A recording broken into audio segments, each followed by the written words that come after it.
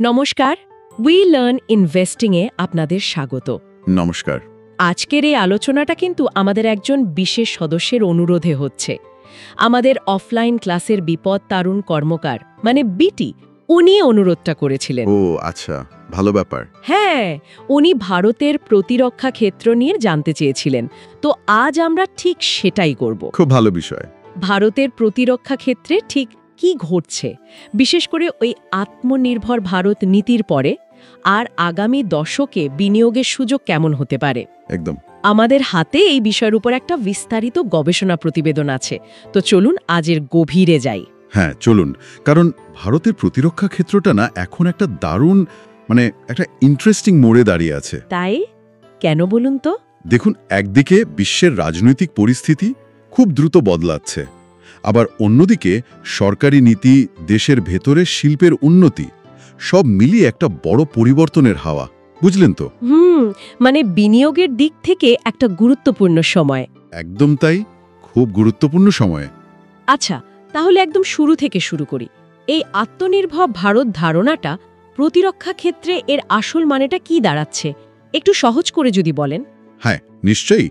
সহজ কথায় বললে, ভারত তো চিরকালই ঐতিহাসিকভাবেই অস্ত্রশস্ত্র বা এই প্রতিরক্ষা সরঞ্জাম কেনার জন্য বিদেশের উপর খুব নির্ভরশীল ছিল। ঠিক। আত্মনির্ভর ভারত হলো সেই নির্ভরতাটা কমানোর একটা বড়সড় পরিকল্পনা। লক্ষ্যটা হলো দেশেই ডিজাইন করা। ও আচ্ছা। হ্যাঁ, সেগুলোকে উন্নত করা, ডেভেলপ করা, আর দেশেই তৈরি করা। এর জন্য একটা পুরো পরিকাঠামো বা ইকোসিস্টেম গড়ে তোলার চেষ্টা চলছে। মানে পুরো সাপ্লাই চেনটাই দেশে তৈরির চেষ্টা বলতে পারেন। দুটো পলিসি এখানে খুব ইম্পর্ট্যান্ট। একটা হলো defence production and export promotion policy, DPPP 2020। DPPP 2020। আচ্ছা। আর দ্বিতীয়টা হলো ডিফেন্স অ্যাকুইজিশন প্রসিডিওর, ডিএপি 2020। এগুলোই হলো আইনি আর পদ্ধতিগত ভিত্তি। সোজা কথায় দেশীয় উৎপাদনকে বিরাট অগ্রাধিকার দেওয়া হচ্ছে। দারুণ ব্যাপার তো। তার মানে চেষ্টা হচ্ছে যাতে বাইরে থেকে কম কিনে দেশেই বেশি করে তৈরি করা যায়। ঠিক তাই। এর জন্য কি কোনো নির্দিষ্ট লক্ষ্যমাত্রা বা টার্গেট রাখা হয়েছে, সংখ্যায় বললে? হ্যাঁ অবশ্যই। টার্গেটগুলো বেশ বড়। ধরুন 2029 সালের মধ্যে দেশে প্রতিরক্ষা উৎপাদন বছরে 3 লাখ কোটিতে নিয়ে যাওয়ার লক্ষ্য। 3 লাখ কোটি? ডলারে কত হবে প্রায়? USD 36 billion. হ্যাঁ প্রায় তাই, ইউএসডি 36 বিলিয়ন। আর শুধু উৎপাদন নয়, রপ্তানিও। এক্সপোর্টস বাড়িয়ে বছরে 50,000 কোটিতে নিয়ে যাওয়ার টার্গেট। 50,000 কোটি, প্রায় ইউএসডি 6 বিলিয়ন। একদম। কিন্তু আমার মতে এর চেয়েও গুরুত্বপূর্ণ একটা সাম্প্রতিক ঘোষণা। কি সেটা? সরকার বলেছে নতুন অস্ত্র বা সরঞ্জাম কেনার জন্য যে ক্যাপিটাল আউটলে বাজেট থাকে, তার 75% এখন দেশীয় কোম্পানিগুলোর থেকেই কিনতে হবে। 75%? এটা তো বিশাল অঙ্ক। হ্যাঁ, FY 2024-25 এর বাজেটটা ছিল প্রায় 1.72 লাখ কোটি। তার 75% দাঁড়াচ্ছে প্রায় 1.29 লাখ কোটি। ধরুন প্রায় $15.5 বিলিয়ন। USD 15.5 billion.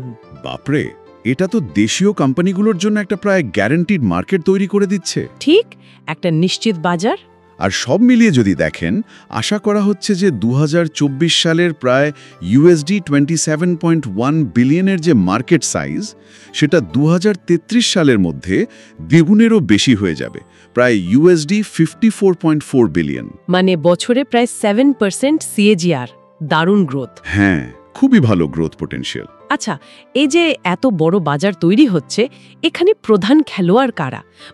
সরকারি সংস্থাগুলোর ভূমিকা এখন ঠিক কেমন? দেখুন, সরকারি সংস্থাগুলো ডিফেন্স পাবলিক সেক্টর আন্ডারটেকিংস বা ডিপিএসইউরা কিন্তু এখনও খুব গুরুত্বপূর্ণ। যেমন ধরুন হিন্দুস্তান অ্যারোনটিক্স লিমিটেড, HAL, যারা বিমান বানায়। হ্যাঁ, HAL তো খুব পরিচিত নাম। বা ধরুন ভারত ইলেকট্রনিক্স লিমিটেড, BEL, যারা ইলেকট্রনিক্স সরঞ্জাম বানায়। এরা এখনও বড় বড় অর্ডার পাচ্ছে। HAL এর গত অর্থবছরের রেভিনিউ ছিল প্রায় 30,381 কোটি টাকা, আর নেট প্রফিট প্রায় 7,621 কোটি টাকা। BEL এর হাতেও প্রায় 76,217 কোটি টাকার অর্ডার বুক আছে।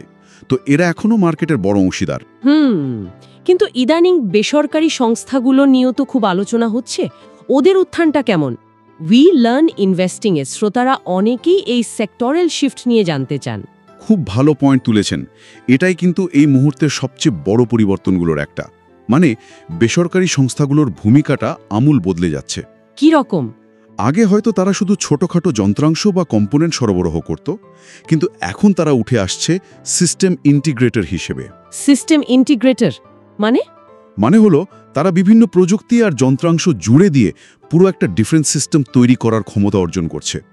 যেমন ধরুন একটা পুরো যুদ্ধজাহাজ বা একটা মিসাইল সিস্টেম। ও, তার মানে শুধু পার্টস নয়, পুরো জিনিসটাই বানাচ্ছে। হ্যাঁ, বড় বড় কোম্পানি যেমন ধরুন লার্সেন অ্যান্ড টুব্রো, মানে L&T ডিফেন্স ডিভিশন, বা টাটা অ্যাডভান্স সিস্টেমস লিমিটেড, মানে TASL, এরা এখন বিশ্বের বড় বড় প্রতিরক্ষা সংস্থা মানে গ্লোবাল OEMদের সাথে জয়েন্ট ভেঞ্চার বা জেভি করছে। তাতে লাভ কি হচ্ছে? লাভ হলো অত্যাধুনিক প্রযুক্তি দেশে আসছে, আর এরা ধীরে ধীরে বিশ্বমানের যে সাপ্লাই চেন তার অংশ হয়ে উঠছে। শুধু তাই নয়, রপ্তানিতেও এরা দারুণ কাজ করছে। একটা তথ্য দিই আপনাকে। বলুন। গত অর্থবর্ষে মানে FY25-এ ভারতের মোট প্রতিরক্ষা রপ্তানির প্রায় 64.5% এসেছে এই বেসরকারি সংস্থাগুলো থেকে। প্রায় 65%। টাকার অঙ্কে কত? টাকার অঙ্কে প্রায় 15,233 কোটি টাকা। তার মানে শুধু দেশের বাজার নয়, বিদেশের বাজারেও এরা ভালো জায়গা করে নিচ্ছে। একদম। সরকারি আর বেসরকারি দুই ক্ষেত্রে মিলেই একটা বিরাট কর্মযজ্ঞ চলছে বলা যেতে পারে। দ্রুত বাড়তে থাকা বাজার তৈরি করে দিয়েছে। হ্যাঁ, নিশ্চিত বাজার। অন্যদিকে বেসরকারি সংস্থাগুলো প্রযুক্তিগতভাবে অনেক উন্নতি করছে, নিজেদের ক্ষমতা বাড়াচ্ছে আর রপ্তানি বাজারেও বেশ ভালো ফল করছে। তো বিনিয়োগের সুযোগ তো তাহলে নিশ্চয়ই তৈরি হচ্ছে। অবশ্যই সুযোগ যথেষ্টই আছে, তবে কিনা সুযোগের সাথেই কিছু ঝুঁকি বা চ্যালেঞ্জও থাকে, সেগুলো মাথায় রাখতে হবে। ঠিক, ঝুঁকিগুলো কি কি হতে পারে? দেখুন, প্রধান ঝুঁকিগুলোর মধ্যে প্রথমটা হলো জিওপলিটিক্যাল রিস্ক, মানে আন্তর্জাতিক পরিস্থিতি। ভারত এখনও প্রায় 70% প্রতিরক্ষা সরঞ্জামের জন্য রাশিয়ার উপর নির্ভরশীল। হ্যাঁ, এটা একটা বড় নির্ভরতা। বর্তমান পরিস্থিতিতে এই নির্ভরতা এবং রাশিয়ার উপর স্যাংশনসের যে ভয়, সেটা একটা ঝুঁকি। তাছাড়া ওই চীন পাকিস্তান অক্ষ, সেটাও একটা চিন্তার বিষয়। আচ্ছা, আর দ্বিতীয়ত এক্সিকিউশন রিস্ক, মানে বড় বড় প্রজেক্টগুলো সময়মতো শেষ করার চ্যালেঞ্জ। আমাদের দেশে প্রতিরক্ষা সরঞ্জাম কেনার প্রক্রিয়াটা মানে প্রকিউরমেন্ট প্রসেস বেশ দীর্ঘ আর জটিল। এটা একটা বাধা হতে পারে। আমলাতান্ত্রিক জটিলতা যাকে বলে আর কি। কিছুটা সেরকম। তৃতীয়ত টেকনোলজি গ্যাপস। কিছু খুব গুরুত্বপূর্ণ প্রযুক্তি আছে, যেমন ধরুন যুদ্ধবিমানের ইঞ্জিন বা খুব অ্যাডভান্সড সেমিকন্ডাক্টর। এগুলো তৈরিতে আমরা এখনও পিছিয়ে আছি। এটা সম্পূর্ণ স্বনির্ভর হওয়ার পথে একটা বড় বাধা। ঠিক। আর চতুর্থ কোনো ঝুঁকি আছে? হ্যাঁ, সেটা হলো বাজেটারি প্রেশার, মানে বাজেটের উপর চাপ। প্রতিরক্ষা বাজেটের একটা বেশ বড় অংশ, প্রায় 53%-এরও বেশি, বেতন আর পেনশনে চলে যায়। ও, অর্ধেকেরও বেশি। হ্যাঁ, ফলে নতুন সরঞ্জাম কেনার জন্য বা R&Dর জন্য যে টাকাটা থাকার কথা, সেটার উপর একটা চাপ সৃষ্টি হয়। বুঝেছি। তাহলে এই সুযোগ আর ঝুঁকির মধ্যে ব্যালেন্স করে বিনিয়োগকারীরা কিভাবে এগোতে পারেন? মানে উই লার্ন ইনভেস্টিং এর দৃষ্টিকোণ থেকে যদি কিছু দিশা দেন। দেখুন, ঝুঁকির মাত্রা অনুযায়ী বিভিন্ন স্ট্র্যাটেজি ভাবা যেতে পারে।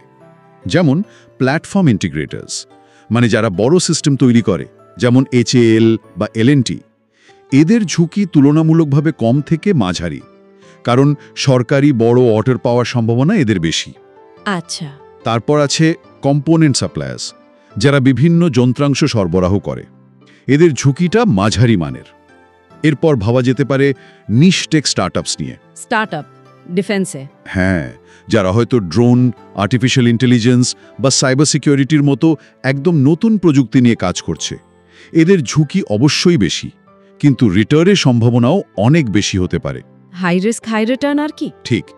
আর আছে এক্সপোর্ট ওরিয়েন্টেড প্লেয়ার্স, মানে যে সংস্থাগুলো মূলত রপ্তানির উপর জোর দিচ্ছে।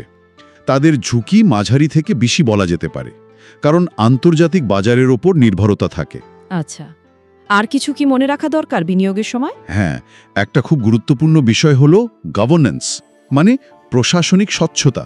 ESG মানদণ্ডের জি। ESGর জি মানে গভর্নেন্স। কেন এটা এত গুরুত্বপূর্ণ এই সেক্টরে? দেখুন, প্রতিরক্ষা ক্ষেত্রটা খুব সংবেদনশীল। এখানে স্বচ্ছতা, দুর্নীতিমুক্ত নীতি আর নৈতিকভাবে ব্যবসা করাটা খুব জরুরি। যেমন ধরুন, এলএনজির একটা নীতি আছে যে তারা কোনো কন্ট্রোভার্সিয়াল ওয়েপন্স বা বিতর্কিত অস্ত্র তৈরি করবে না। ও তাই নাকি? হ্যাঁ, এই ধরনের নীতি বা স্বচ্ছ প্রশাসনিক ব্যবস্থা কিন্তু দীর্ঘমেয়াদী বিনিয়োগকারীদের আস্থা বাড়াতে সাহায্য করে। তাই কোম্পানির গভর্নেন্স কেমন সেটা দেখাটা খুব দরকারি। খুবই মূল্যবান কথা। আজকের আলোচনা থেকে এটা খুব স্পষ্ট যে ভারতের প্রতিরক্ষা খাত একটা বিরাট পরিবর্তনের মধ্যে দিয়ে যাচ্ছে। পুরনো নির্ভরতা কাটিয়ে একটা নতুন ভবিষ্যতের দিকে এগোচ্ছে দেশ। একদম। উই লার্ন ইনভেস্টিং এর পক্ষ থেকে আজকের মতো এখানেই শেষ করছি। শেষ করার আগে আমি শুধু একটা প্রশ্ন রেখে যেতে চাই সবার ভাবার জন্য। নিশ্চয়ই। এই যে আত্মনির্ভর হওয়ার যাত্রা শুরু হয়েছে, এটা কি ভারতকে শেষ পর্যন্ত শুধু আমদানির বিপুল বোঝা থেকে মুক্তি দেবে, নাকি আগামী দিনে প্রতিরক্ষা প্রযুক্তিতে ভারতকে একটা সত্যিকারের বিশ্বশক্তি হিসেবে প্রতিষ্ঠিত করবে? খুব ইন্টারেস্টিং প্রশ্ন। উত্তরটা হয়তো সময়ই দেবে। আপাতত ধন্যবাদ। আপনাকেও অনেক ধন্যবাদ। সঙ্গে থাকুন উই লার্ন ইনভেস্টিং এর। নমস্কার।